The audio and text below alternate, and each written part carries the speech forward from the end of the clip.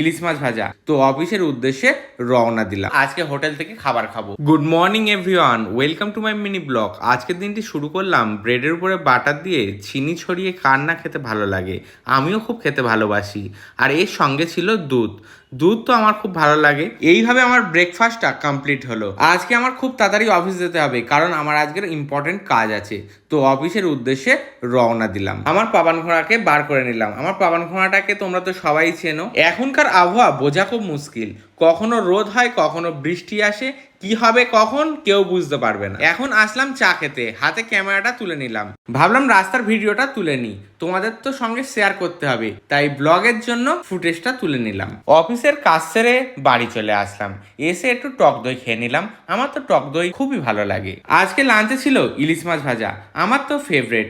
এর সঙ্গে ছিল শাক ভাজা, ইলিশ মাছ দিয়ে পটল দিয়ে তরকারি, আর ছিল চিকেন কষা। আমার তো চিকেন কষা খুবই ফেভারিট। তোমাদেরও নিশ্চয়ই চিকেন খেতে খুবই ভালো লাগে। ইলিশ মাছ ভাজা তেল দিয়ে ভাতের সঙ্গে মাখিয়ে খেতে আমার তো খুবই ভালো লাগে।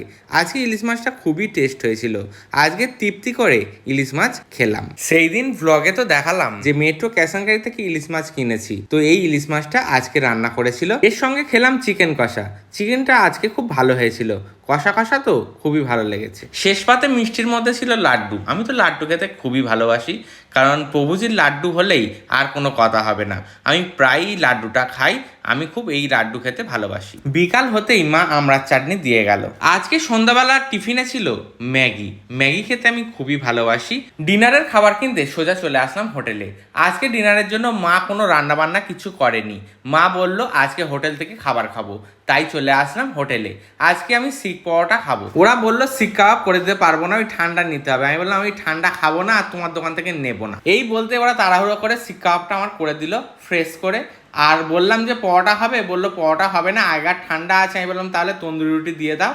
তা ওরা তন্দুরি রুটি গরম গরম আমাকে করে দিল। শিক কাবাব নিয়ে বাড়িতে চলে আসলাম। তাহলে বন্ধুরা আজকের জন্য এটুকু। আমি তাহলে ডিনার করে নিই, অন্য কোনো ভিডিওতে আবার দেখা হচ্ছে।